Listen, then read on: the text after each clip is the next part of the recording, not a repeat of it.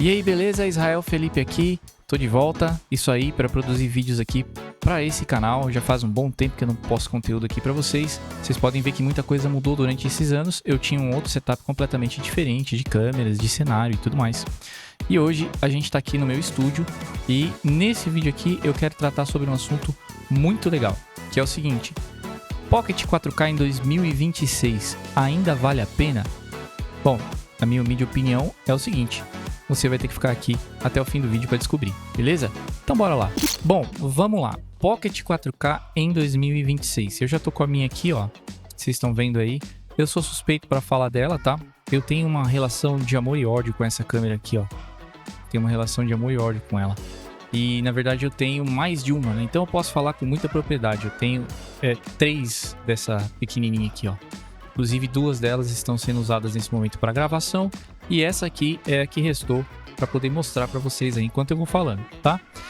Essa câmera aqui está montada num setup, que é um setup que é o que eu gosto de usar quando eu gravo com ela na mão. Tá sem a bateria, mas a única coisa que muda aqui é que eu coloco a bateria aqui em cima e o SSD se precisar. No mais, eu rodo com ela assim, ó. Câmera na mão, ela vai assim, tá? Desse jeitinho aqui, nem mais nem menos. Por quê? Porque eu não gosto de ficar pendurando coisa na câmera, tá?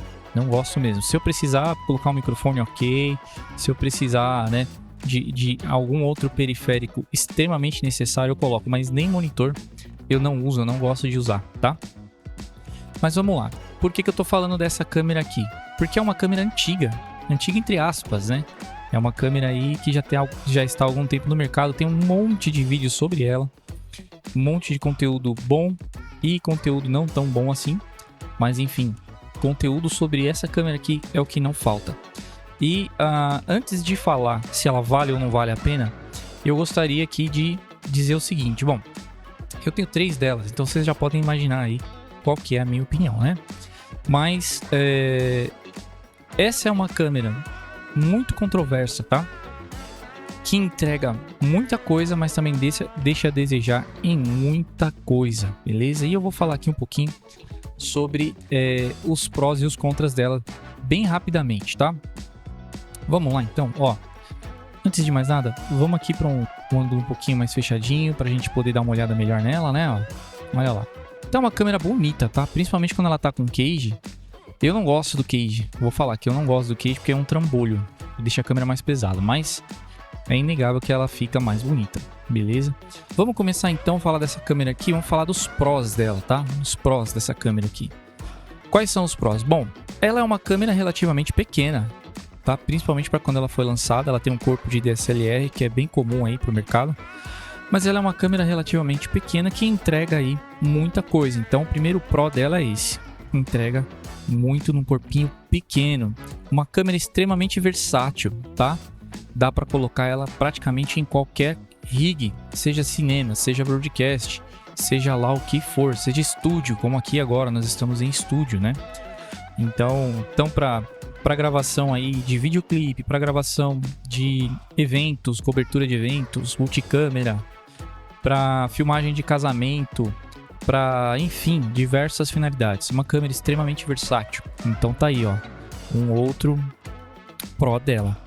Mais um pró, ela entrega 4K. E não é qualquer 4K, é 4K RAW, beleza? Deixa eu voltar aqui para mim enquanto eu falo. Vamos lá, ela entrega 4K e não é 4K, não é qualquer 4K, é um 4K RAW. Muito bom, RAW 12 bits, tem várias compressões, vocês já sabem, muita gente já sabe. Vários níveis de compressão aí. Mas eu dificilmente uso 4K RAW. Nesse momento agora eu nem tô gravando nas câmeras, pra vocês terem uma ideia, tá? Tô usando a saída HDMI dela e tá mandando um sinal Full HD lá pro meu TriCaster. E a gente tá gravando aqui o corte do TriCaster, né? Então por isso que eu consigo fazer isso aqui, ó, tá? E então não tô gravando em 4K, beleza? E bom, já dá pra vocês verem que o Full HD dela é muito bom.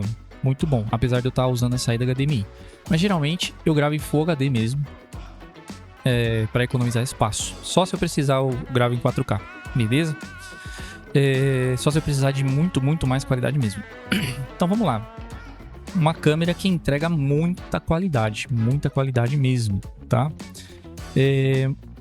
Outro pró Sensor MFT, muita gente coloca isso como um contra, mas para mim isso é um pró. Porque o sensor MFT, ele é extremamente versátil. Qualquer lente você põe aqui, praticamente qualquer lente. Menos as lentes da Sony, mas qualquer lente, Canon EF, Canon FD, Nikon, tá? Lentes vintage, como eu falei aqui da Canon FD, aqui agora mesmo. Aqui mesmo, agora eu tô usando aqui, ó, uma lente EF 24-105, tá? Combina muito bem com essa câmera aqui. É uma lente que tem um range muito legal. E quando a gente coloca no adaptador, ela ganha um stop aí de luz. Então, ou seja, ela é f4, ela passa a ser f2.8, tá? Isso influencia no desfoque também, tá bom? Então, é um sensor muito legal. Inclusive, com esse adaptador, ela ganha mais abertura ainda do que com os da Pocket 6K, que são a PSC. Mas essa aqui, ela amplia mais o campo de visão do que a Pocket 6K, tá? E ela tem algumas vantagens sobre a Pocket 6K que eu não vou falar aqui agora porque não é para isso o vídeo. Então, o grande Pro. Outro Pro, esse monitor aqui, ó, é um monitor muito bom, tá? É um monitor excelente. Eu praticamente não preciso de outros monitores, de botar um monitor nela aqui, porque esse monitor aqui já resolve a vida. A não ser que você esteja lidando com sol direto. Aí ele dá uma sofridinha. Mas mesmo assim, se você não tiver tanto sol incidindo assim contra ele, vai de boa em externa, tá? Eu já tentei usar com monitor externo e não vi tanta diferença assim. Achei que deixa um trambolho maior o rig. Então eu uso com o monitor dela mesmo. Que é um monitor grande, tá? Um monitor grande, ó. Muito legal mesmo. Monitor grande. O único problema desse monitor é que ele é fixo. Mas pra mim isso não é um grande problema não. Tá? Então olha aí, ó. Muitos prós essa câmera tem, né? Muitos prós. Ela entrega aí um excelente pacote, né? Que mais que ela vai ter de pró? Ela é uma câmera que filma e não esquenta, porque ela é feita para isso. Ela é filmadora, ela não é uma híbrida, tá? Ela até tem um botãozinho aqui para fazer thumbs, né? Ó, ela tem um botãozinho aqui com símbolo de fotográfica. Ó, tem bem aqui, ó, bem aqui para fazer thumbs, mas ela não fotografa como câmeras de foto, tá? É só uma thumbzinha que ela faz, um arquivo pequeno, beleza? Então esse é um grande pró pra mim. Por quê? Porque eu odeio câmeras híbridas, tá? Eu não gosto de câmeras híbridas. Elas geralmente não entregam a confiabilidade que a gente precisa. Por exemplo, você pega uma câmera híbrida aí e ela vai, talvez Sony ou Canon, ela tem grande chance de esquentar. Muitas vezes não grava continuamente. Ou seja, não é feita para vídeo, ela é feita para foto e vídeo. E geralmente foto em primeiro plano, né? Você precisa de foto? Então pega uma câmera fotográfica, beleza? Agora, você precisa de vídeo? Pega uma câmera filmadora, tá? Então, o vídeo é um grande pró dessa câmera aqui. E eu gosto demais desse feature aqui. Ela tem muitos botões, tá? Tem muitos botões, ó. Esses botões de fácil acesso para acessar ISO, para acessar balanço de branco, tem botões customizáveis, tá?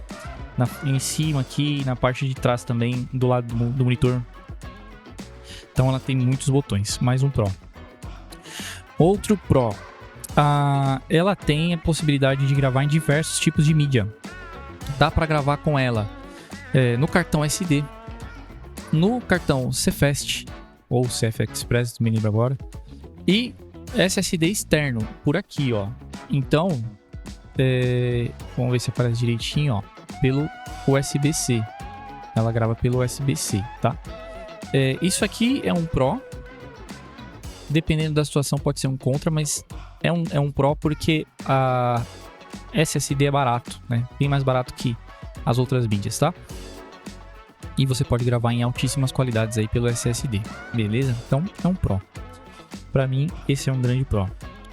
E, bom, pra vocês verem, né? Ela é cheia de Pro. Muitos Pro mesmo. E tem muitos contras também, tá? Muitos contras que pegam. Mas, pelo preço que ela está, isso aqui são coisas que fazem a gente pensar. Então, vamos lá. Vamos falar dos contras aqui agora, tá? Quais são os contras dessa câmera aqui? Primeiro contra, bateria. Bateria é terrível, tá? Todo mundo sabe disso, a bateria dessa câmera aqui é horrível.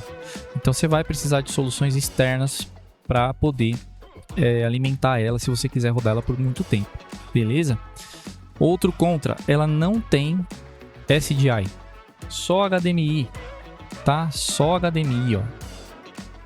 E por esse HDMI aqui, mais um contra, não solta 4K, só Full HD, né? Então são dois contras em um só.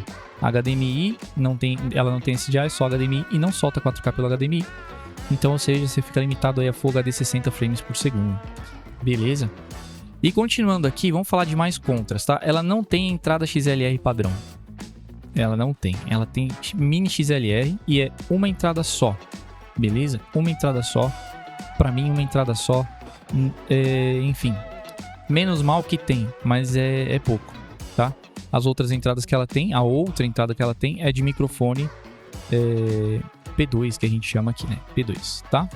E aí, ou seja, se você quiser fazer estéreo, uma entrada estéreo, você vai precisar adaptar aqui para a entrada P2, beleza? Você consegue conectar microfone e tudo mais, mas a única maneira de entrar áudio estéreo aqui é pelo P2, beleza? E ela tem uma saídinha de fone, então saídinha de fone não é contra, é Pro, mas tudo bem. Vamos lá, continuando aqui os contras. O formato dela é um grande contra para mim. Um grande contra. Eu não gosto desse formato DSLR. Eu gosto de formato de filmadora, tá? Não gosto de formato aí tipo Sony FX6, FS7. Esse é o formato de câmera que eu gosto de trabalhar. Sempre trabalhei com esse formato de câmera aí, desde que eu saí das mirrorless. E já faz muito tempo que eu saí das mirrorless, tá? Depois que eu saí da Sony, né? Muitos anos atrás, eu já migrei para uma Blackmagic que não era essa aqui. Era aquelas Production 4K. Excelentes câmeras, tá? Elas tinham um formato meio estranho, mas eram câmeras que entregavam muito, como essa daqui também. Mas elas eu acho que entregam até mais coisas do que essa daqui. Enfim, assunto para outro vídeo. E acabei vendendo. Vendi porque era um custo alto, eu precisava de mais câmeras. Eu só tinha uma só. Então vendi e comprei um kit aí com duas câmeras Panasonic GAF100 que eu tinha aí, inclusive foi o último vídeo que eu gravei com essas câmeras, tá?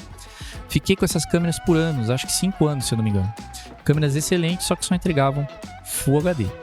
E elas têm... Qual era a questão dessas câmeras aí? Formato de filmadora, lentes intercambiáveis, sensor MFT, filtro ND embutido, saída SDI em Full HD e gravando em cartão SD duplo, né? Então você podia ter 2 cartões SDs nela. Cara, entregava muita coisa. Full HD dela, muito bom. E o único motivo que me fez migrar delas para essa câmera aqui, para essas câmeras aqui, foi o 4K. E aí eu precisei adaptar aqui o meu workflow porque tava tudo muito bem amarradinho para aquele tipo de câmera que já tinha saída SDI, não precisava converter nada. Que gravava no cartão SD facinho, um arquivo pequeno, né, Full HD, que tinha filtro ND, então não precisava ficar me preocupando em botar filtro ND na frente da lente, e é uma coisa que eu detesto fazer, é isso, botar filtro ND na frente da lente. Ela tinha integrado nela os filtros NDs. Sensor MFT, ou seja, as mesmas lentes que eu uso aqui, eu usava nela, sem dificuldade nenhuma, tá? Então era uma câmera muito boa, inclusive... Eu falo bem dela porque ela não tem quase nenhum contra, né? Quase nenhum contra mesmo, assim, é câmera incrível. A única questão é que ela não entregava 4K. E aí, foi o que me fez migrar para essas câmeras aqui. Beleza? Vamos voltar aqui para os contras, né? Que eu já dei uma devagada aí. Vamos lá. Os contras, continuando aqui. Esse monitor aqui é um pró e um contra. Por quê?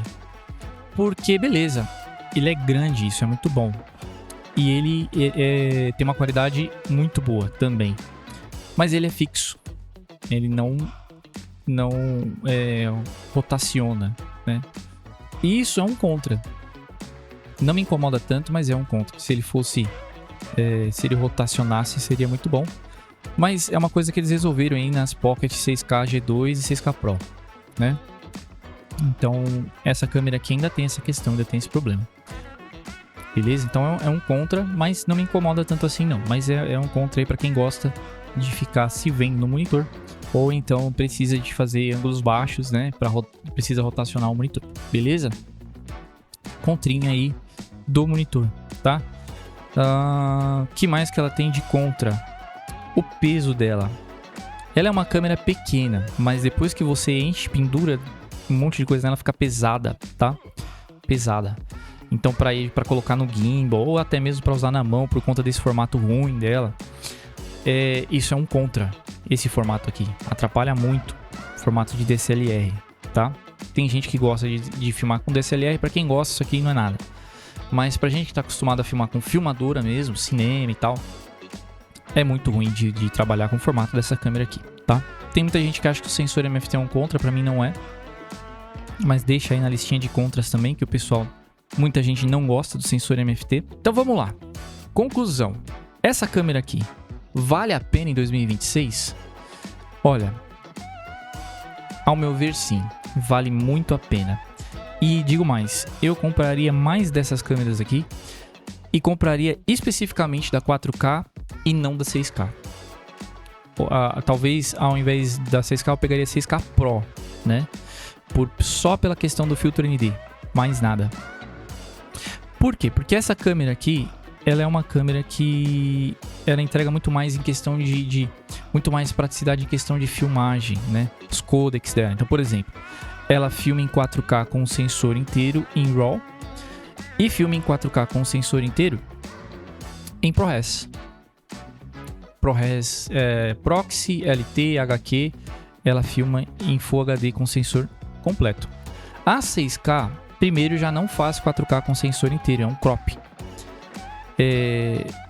E aí para você fazer Full HD, ela faz Full HD ProRes com sensor inteiro, mas percebe, você fica preso em filmar em 6K, tá? Então não vai entregar nada muito diferente além do sensor e uma resolução maior que você vai ter que lidar com ela.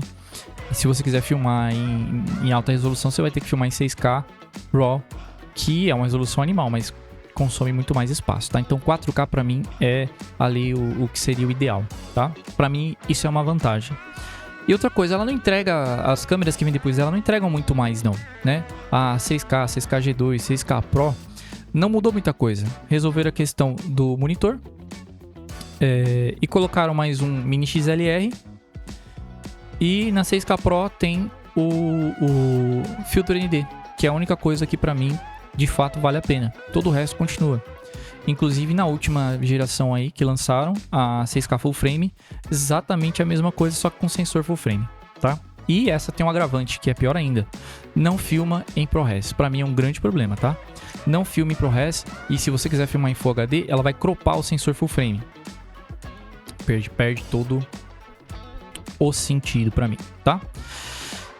Então, Pocket 4K em 2026, vale a pena? Sim, vale muito a pena. Pelo preço e pelo que ela entrega, vale muito a pena, tá? Não vai decepcionar ninguém que comprar. Beleza? É isso aí, pessoal. É isso que eu queria deixar aqui com vocês.